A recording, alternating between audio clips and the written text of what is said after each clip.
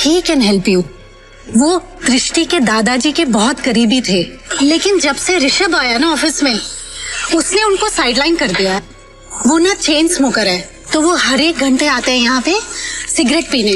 तुम उनका इंतजार करो और कोशिश करो उनसे बात करने की।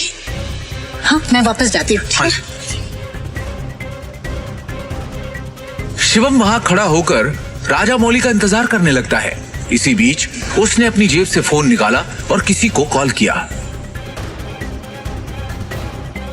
हेलो, कैसे हैं नितिन राजा जी आप? अरे शिवम जी, आपसे मुलाकात भी हो गई और आज आपका कॉल भी आ गया। हमारे तो भाग्य खुल गए। बोलिए ना सर। आपसे छोटा सा काम जी। हुक्म किया जाए मालिक।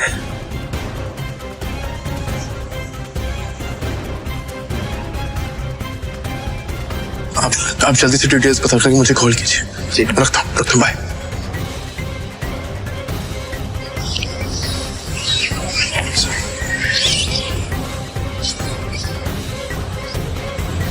राजा काका, रायजाडा ग्रुप और नारंग इंडस्ट्रीज का मर्जर कैसा रहेगा?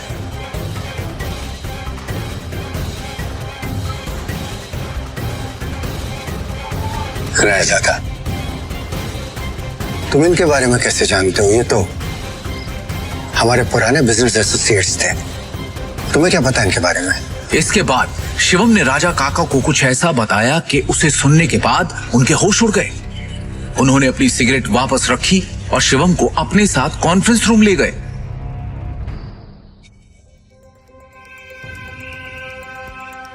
ये गरीब फटीचर अब तक यहाँ है। अपनी भाषा पर नियंत्रण रखो।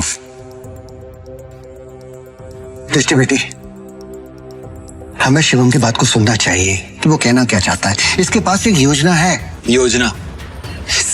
सड़क छाप। जितनी तुम्हारी उम्र है ना, उससे ज्यादा एक्सपीरियंस मुझे इस कंपनी में काम करने का हो चुका है। इस सब नोक झोंक के बीच दृष्टि गहरी सोच में थी।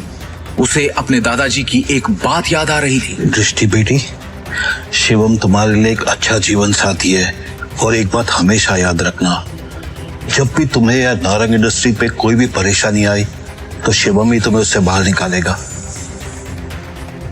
आप कहना क्या चाहते हैं? इनफ, शांत हो जाइए आप सब। प्लीज प्लीज थोड़ी देर के लिए चुप हो जाइए। और ऋषभ, तुम भी चुप रहो। भूलिए मत आप सब लोग, इस कंपनी की बॉस अब भी मैं हूं। डिसीजन मेकिंग पावर मेरे हाथ में है। होगा वही जो मेरा फैसला होगा। शिवम, तुम कहो तुम्हें क्या कहना है? हाँ शिवम जी, क्या बैठो। सबसे पहले मुझे कंपनी के शेयर होल्डर्स और इन्वेस्टर्स की लिस्ट चाहिए और बैलेंस शीट भी देखनी है, उसके बाद ही कुछ कह पाऊं। दृष्टि, ये बहुत ज्यादा हो रहा है। हम ऐसे ही किसी को अपनी कंपनी की डिटेल्स शेयर नहीं कर सकते। लैपटॉप दो सर। प्लीज। चलो। दृष्टि, तुम ये बात। ऋषभ, भूलो मत तुम्हारी बॉस का पति है जिसके बारे में तुम ऐसे बात कर रहे।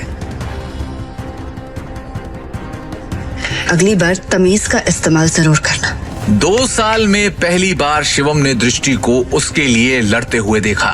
दृष्टि की बात सुनते ही उसका सीना चौड़ा हो गया। Shivam, you continue.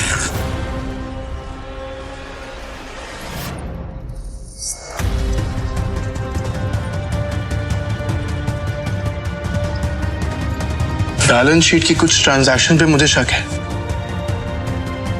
इन्वेस्टर्स जिस तरह कंपनी छोड़ के जा रहे हैं, उसका भी एक पैटर्न है। कुछ तो गड़बड़ है यहाँ पर। अरे क्या बकवास कर रहा है? कुछ भी बोल रहा है यार। हवा में बात करना बंद करो और ये बताओ कि गिरते शहर को कैसे रोके। हमें हमारे कंपनी से सारे शेयर बायबैक करने होंगे। सिंपल। अरे वाह, एकदम शानदार और नया आइडिया तुम्हारा। तुम्हें क्या लगता है? अरे इसे क्या लगता है कि हम लोग ने इस बारे में सोचा नहीं होगा? शांत हो जाओ। शिवम, फंड्स कहाँ हैं हमारे पास? 1 मिनट दो मुझे, बस 1 मिनट। इतना कहकर शिवम ने अपने फोन से एक नंबर मिलाया और उसके बाद जो उसने फोन पर कहा उसे सुनकर सबके होश उड़ गए। ऋषभ और मोहित की आंखें फटी की फटी रह गई। मिस्टर टोकस, मेरी बात ध्यान से सुनिएगा। सबसे पहली बात, राजाडा ग्रुप से नारंग इंडस्ट्रीज को फौरन 500 करोड़ ट्रांसफर कीजिए। दूसरी बात, राजाडा ग्रुप और नारंग इंडस्ट्रीज के बीच में मर्जर अनाउंस कीजिए। और हाँ, आखिरी बात, कपूर इंडस्ट्रीज के सारे शेयर खरीद लीजिए जल्दी। दृष्टि शिवम की इतनी बड़ी बड़ी बातें सुनकर हैरान थी। उसे यकीन ही नहीं हो रहा था कि उसका घर जमाई पति इतनी बड़ी कंपनी से उसकी नारंग इंडस्ट्री का मर्जर करवा रहा था। दृष्टि ने शिवम से कहा, शिवम, तुम हो कौन? ब्रेकिंग न्यूज, बड़ी खबर आ रही है इस वक्त हमारे पास। रायजादा ग्रुप ने नारंग इंडस्ट्रीज के साथ मर्जर की घोषणा कर दी है। इस खबर ने नारंग इंडस्ट्रीज को फर्श से अर्श तक पहुंचा दिया है। नारंग इंडस्ट्रीज के शेयर प्राइस ने वापस से रफ्तार पकड़ी है। नारंग इंडस्ट्रीज का दुनिया की सबसे बड़ी कंपनी रायजादा ग्रुप से जुड़ना काफी फायदेमंद साबित होगा।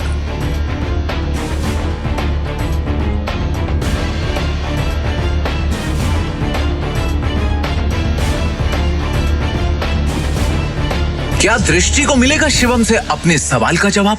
ये सब जो अभी अभी हुआ था, ये किसी जादुई सपने से कम नहीं था। लेकिन एक बात जो अब भी सबकी नजरों से शिवम ने छुपाकर रखी थी, वो थी उसकी आंतरिक शक्तियां, जिसे शिवम उजागर करने की कोशिश कई दिनों से कर रहा था। शिवम वहां से निकलकर एक शादी में गया था, जहां उसे करण मिला था, जो कि दृष्टि का कजन था। वो शिवम को बेइज्जत करने से कभी बाज नहीं आता था। शिवम और उसके बीच नोक-झोंक कई समय से चलती आ रही थी, लेकिन उस दिन शिवम ने करण की बेइज्जती पूरे रिश्तेदारों के सामने कर दी और वहां से घर चला गया। करण ने अपने गुस्से को पी लिया और ठान लिया कि वो शिवम को नहीं बख्शेगा। दूसरी ओर अपना खाना खत्म करके शिवम ने अपने बर्तन धोए और फिर वो अपने बेड पर आराम करने बैठ गया। ध्यान या मेडिटेशन करने की महारत उसने पिछले कुछ सालों में ही पाई थी। शिवम के लिए मेडिटेशन उसके शरीर के अंदर दिन भर में जमा हुई गंदगी बाहर निकालने का एक जरिया है। और तभी शिवम ने हाथ आगे बढ़ाया और बेड के साइड में रखा एक काला पत्थर उठाया। उसे मुट्ठी में बंद कर जैसे ही उसने हाथ को हल्के से घुमाया, वो पत्थर राख बन उसकी उंगलियों के बीच से सरक गया। शिवम की आंखों में उत्साह भर गया और उसने खुद से कहा, भस्म शक्ति ने अपना रूप ले लिया है। अरजा, उसके गुरु ने भी तो यही कहा था कि वो तक्षक महल का वंशज तभी माना जाएगा जब वो अपनी अंदरूनी शक्तियों को जगा लेगा, और तब उसकी तलाश शुरू होगी ढूंढने के लिए रायजादा परिवार के उन खास लोगों को जिनसे वो अपने गुरु के निशानी के तौर पर दिए जेड पत्थर की मदद से मिल पाएगा। वही वो पल होगा जब शिवम अपनी जिंदगी को बदल पाएगा। सिर्फ इतना ही नहीं, इसके साथ ही शिवम के हाथ वो सब भी लगेगा जो आम इंसान की पहुंच में नहीं, जैसे कि पौराणिक औषधियां, धन और उसके पूर्वज। यही तो होता है इस विद्या में। इसमें किसी के वैभव और उसकी शक्ति की कोई सीमा नहीं है। सक्का अपने गुरु का निशानी के तौर पर दिया हरा पत्थर अपने हाथों में घुमाते हुए शिवम ने सोचा, मेरी शक्तियां पूरी तरह से जागृत हो चुकी हैं। अब वक्त आ चुका है मामले को अपने हाथों में लेने का, एक्शन में आने का। शिवम ने अपनी शक्तियां जागृत होने के बाद उनसे अपनी शक्तियों के दम पर दृष्टि के ऑफिस में हुई सारी चीजों को दृष्टि और वहां मौजूद सब लोगों को भुलवा दिया। यहाँ तक कि नितिन रायजादा भी अब शिवम के साथ हुई बातों को भूल चुके थे। ऐसा शिवम ने क्यों करा, वो तो वक्त ही बताएगा।